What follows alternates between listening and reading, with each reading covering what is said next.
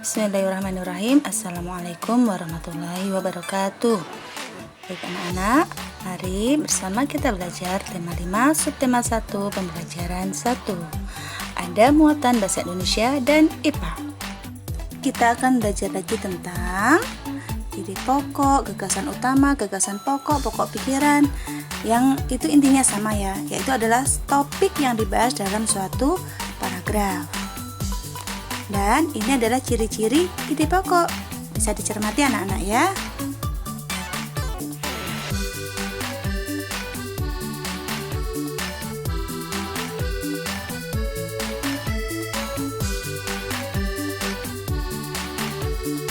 Bagaimana cara menentukan ide pokok?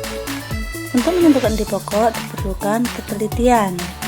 Yang pertama dilakukan adalah membaca dengan sama seluruh kalimat dalam paragraf. Kemudian pisahkan kalimat utama dan kalimat menjelas. Dan berikutnya adalah dengan cara menyimpulkan paragraf. Maksudnya paragraf tersebut berbicara atau berisi tentang apa. Seperti itu ya. Contohnya bisa dilihat di teks berikut ini.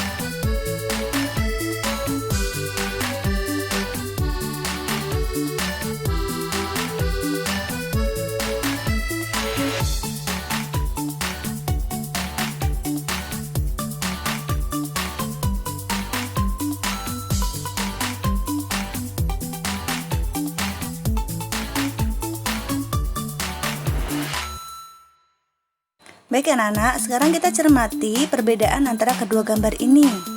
Apa ya bedanya? Oke, gambar pertama berisi komponen abiotik, suatu lingkungan atau komponen yang tidak hidup. Bisa terlihat ada sinar matahari, ada tanah, air, udara, suhu, dan lain sebagainya. Sedangkan komponen kedua terutama berisi komponen biotik atau berupa makhluk hidup. Ada tanaman, kemudian ada jerapah, tupai, capung, gajah, harimau, dan lain sebagainya. Sekarang kita akan belajar tentang ekosistem. Apa ya itu ekosistem?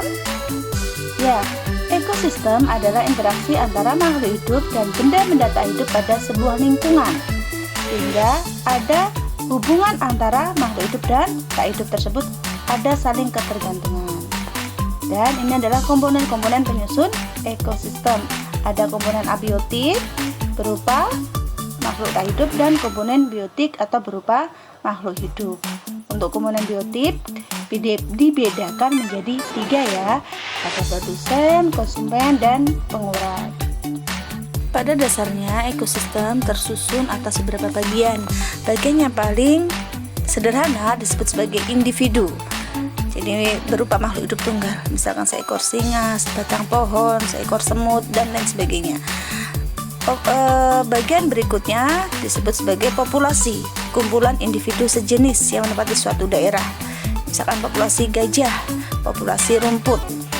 Dan tingkat yang lebih tinggi ada yang disebut sebagai komunitas. Ini merupakan kumpulan dari populasi-populasi makhluk hidup suatu daerah. Ada komunitas sawah, komunitas sungai, dan lain sebagainya. Untuk contohnya kita bisa perhatikan gambar berikut. Bisa dilihat ada individu apa? Ya, individu singa, individu kuda nil. Berikutnya untuk populasi, kita bisa lihat ada populasi ikan, populasi badak, populasi gajah, populasi jerapah, populasi rusa atau antelop, populasi pohon, dan lain-lain.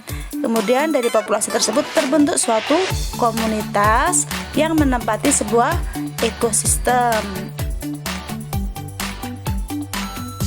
Untuk dapat bertahan hidup di dalam suatu lingkungan, hewan memerlukan energi berupa makanan. Makanan hewan bisa berupa tumbuhan atau hewan lain atau keduanya. Nah, bagian tumbuhan yang sering jadikan makanan hewan adalah daun. Daun ini sangat disukai oleh ulat, jerapah, zebra, dan lain-lain. Kemudian batang ini disukai oleh sapi. Sapi menyukai batang jagung dan batang padi, sedangkan panda menyukai batang pohon bambu. Beberapa jenis hewan juga ada yang menyukai buah, misalkan belatung. Ini sangat merugikan ya kalau belatung. Kemudian ada kelelawar, ada monyet, ada burung beo, dan lain sebagainya. Berikutnya bagian biji. Misalnya biji padi sangat disukai oleh burung pipit, kemudian juga oleh ayam. Nah, untuk tupai biasanya mereka suka biji kenari.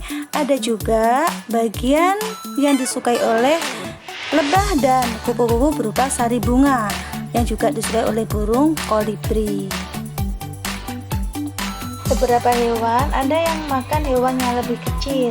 Yang untuk ini banyak ya, contohnya misalkan tikus dimakan kucing, atau ayam kelinci dimakan elang, ayam kodok dimakan oleh ular, ikan yang lebih kecil dimakan oleh ikan yang lebih besar, dan lain sebagainya.